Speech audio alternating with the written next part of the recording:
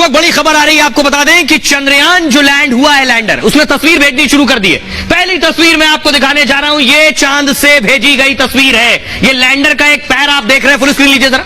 चांद से लैंडर ने पहली तस्वीर भेज दी है, जो तस्वीर ली है चांद की सतह पर। समझ लीजिए आप, ये वो तस्वीर देख रहे हैं जहां दुनिया में आज तक कोई नहीं पहुंचा। ये वो तस्वीर है, ये वो तस्वीर है दक्षिणी ध्रुव की। दक्षिणी ध्रुव से क्या कामयाबी हासिल होगी मैं बताऊंगा, लेकिन लैंडर जो उतरा है उसका एक चौथा पैर जो है वो आपको नजर आ रहा है, एक तरफ कैमरे में कैद हुआ है। अब आपको मैं बताने जा रहा हूं कि दुनिया आखिर क्यों फेल हो गई, क्यों नहीं दुनिया पहुंच पाई, कौन कौन फेल हो चुका है। इससे आपको अंदाजा लगाएंगे कि हमने क्या हासिल किया है, हिंदुस्तान ने क्या हासिल किया है। अब मैं आपको बताने जा रहा हूं, अब आप समझिए। देख रहे हैं भारतीय चंद्रयान लैंड हो गया। अब देखिए कौन कौन लैंड नहीं हो पाएगी। देखिए बाइडेन आ गए, उनका चंद्रयान गिर चुका है। इनका चंद्रयान का नाम था लूनर प्रोस्पेक्टर। 31 जुलाई 1999 को लूनर प्रोस्पेक्टर क्रैश हो गया। यहां पर चंद्रमा के दक्षिणी ध्रुव पर अमेरिकी चंद्रयान दुर्घटनाग्रस्त हो गया। लूनर मिशन ने चंद्रमा पर पानी की उपस्थिति का पता लगाया। अगला देखिए, नेतन्याहू इजराइल का भी चंद्रयान क्रैश हो चुका है। इसका नाम था बेयर शीट लैंडर। 11 अप्रैल 2019 को इजरायली लैंडर क्रैश हो गया। लैंडर का कंट्रोल रूम से संपर्क टूट गया था, यानी इजराइल भी फेल हो गया, अमेरिका भी फेल। कुछ वक्त बाद वहां चांद की सतह पर क्रैश हो गया। जापान भी क्रैश हो चुका है, जापान भी नहीं पहुंच सका वहां। हाकुटो आर इसका नाम था। 26 अप्रैल 2023 को जापान का हाकुटो आर क्रैश हो गया। लैंडिंग के पहले इसका लूनर लैंडर से संपर्क टूट गया। अब देखिए जरा, पुतिन, रूस भी नहीं पहुंच पाया यहां तक। भारत के चंद्रयान 3 के बीच रूस का लूना 25 क्रैश हो गया। 47 साल बाद रूस ने चांद पर कोई अंतरिक्ष यान भेजा था। 21 अगस्त को लैंडिंग से एक दिन पहले लूना 25 क्रैश। अब आप अंदाजा लगाइए, ये बड़े बड़े देश, ताकतवर देश, सब कुछ इनके पास है, ये भी नहीं पहुंच पाए। भारतीय विज्ञान का दम है ये, भारतीय साइंटिस्ट का दम है कि भारत उस जगह पर पहुंचा जहां कोई नहीं पहुंच पाया। चांद के दक्षिण ध्रुव पर पहुंचने वाला पहला देश भारत। अमेरिका, रूस, चीन, जापान, कोई नहीं पहुंचा। दुनिया के तमाम देश दक्षिणी ध्रुव पर जाना चाहते हैं। चांद के दक्षिणी ध्रुव पर फतह आसान नहीं है। चांद की सतह पर उतरना सबसे बड़ा चैलेंज है। चांद के दक्षिणी ध्रुव पर बड़ी बड़ी चट्टानें और बड़े बड़े गड्ढे हैं। चंद्रयान के यहां क्रैश होने का खतरा हमेशा बना रहता है। धूल, गहरे गड्ढे और उबड़ खाबड़ सतह और मुश्किल पैदा कर देते हैं। चांद का वातावरण भी पृथ्वी की तरह नहीं है।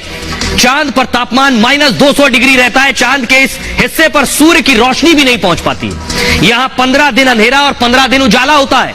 भारत दक्षिणी ध्रुव, साउथ पोल पर पहुंचने वाला एक लौता देश है। अब आप समझिए भारत की उपलब्धि कितनी बड़ी है।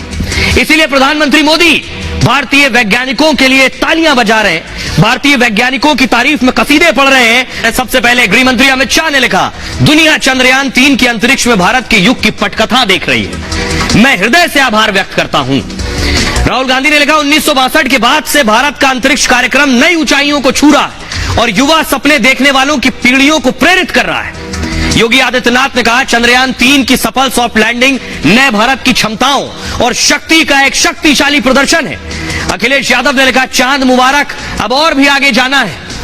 स्मृति ईरानी कह रही है, भारत पहला देश बन गया है जो चंद्रमा के दक्षिणी ध्रुव पर उतरा। ज्योतिरादित्य सिंधिया ने लिखा, भारत का झंडा केवल विश्व में नहीं बल्कि चंद्रमा पर भी लहराएगा। जेपी नड्डा लिख रहे हैं, पीएम मोदी के नेतृत्व में देश सफलता के कीर्तिमान स्थापित कर रहा है।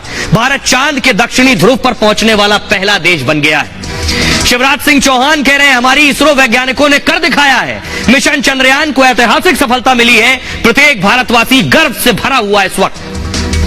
CJI chief justice of India justice DY Chandrachud साहब ने लिखा है, भारत चंद्रमा के दक्षिणी ध्रुव पर लैंडिंग करने वाला एकमात्र देश है। चांद पर सफलतापूर्वक लैंडिंग करने वाले देशों के चुनिंदा समूह में भारत भी शामिल हो गया है। चंद्रयान ने कितनी दूरी तय की है ये देखिए जरा, छोटी मोटी दूरी नहीं थी। ये देखिए चंद्रयान निकला भारत से और निकलकर देखिए चांद तक पहुंचा है। ये छोटा मोटा डिस्टेंस नहीं है। डिस्टेंस देखिए, 3,84,400 किलोमीटर का सफर तय किया। 3,84,400 किलोमीटर। इस बात को याद रख लीजिए, पृथ्वी से चांद की दूरी कितनी है, 3,84,400 किलोमीटर। अब आपको दिखाने जा रहा हूं ये सब मुमकिन कैसे हुआ।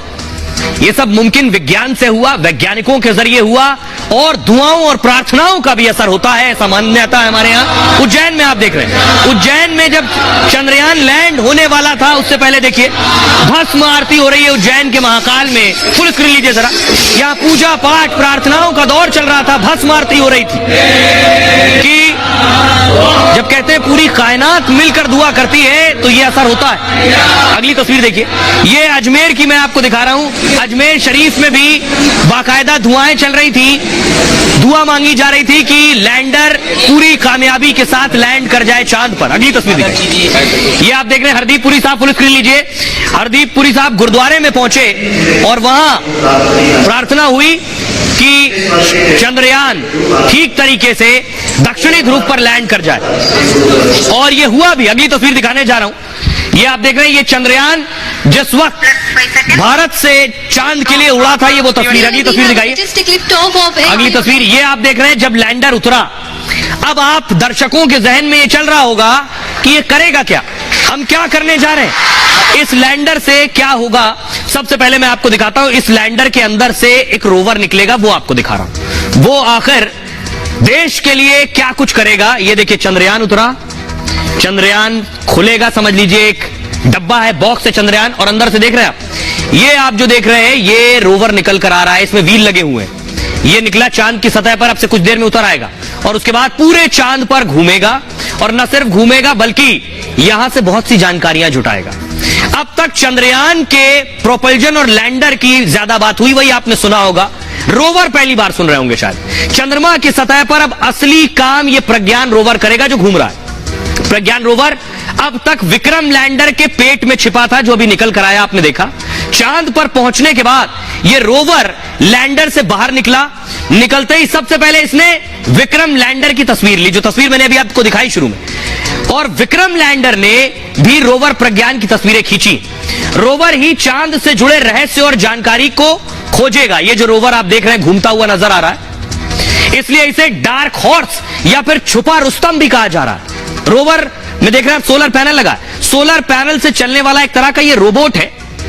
ये चांद का एक दिन यानी धरती के 14 दिन, यानी चांद में एक दिन काम करेगा, धरती के हमारे लिए 14 दिन तक काम करेगा। ये सोलर पैनल से चलता है, इसलिए रात में काम नहीं करेगा। मगर सब अगर सही रहा तो अच्छी बात यह है कि चांद का एक दिन नहीं, चांद के 2 दिन भी काम कर सकता है, यानी धरती के 28 दिन, 14 और 14 जुड़ जाएंगे, 28 दिन भी काम कर सकता है। इसमें 2 हाईटेक नेविगेशन कैमरे लगे हैं, जो दक्षिणी ध्रुव की यहां की जो तस्वीरें आज तक आपने नहीं दिखी, वो आप नहीं, हम नहीं, पूरी दुनिया देखेगी। चांद की सतह पर रसायनों की मात्रा और उसकी गुणवत्ता भी खोजेगी, यहां कौन कौन से रसायन है और उनकी क्वालिटी क्या है। चांद पर मैग्नीशियम, एल्यूमिनियम जैसे तत्वों को भी खोजेगी, परखेगा कि चांद पर टिन है, लोहा है, कैल्शियम जैसे तत्व हैं या नहीं है। उसके बाद ही पता चलेगा इस स्थितियों के बाद क्या जीवन संभव है।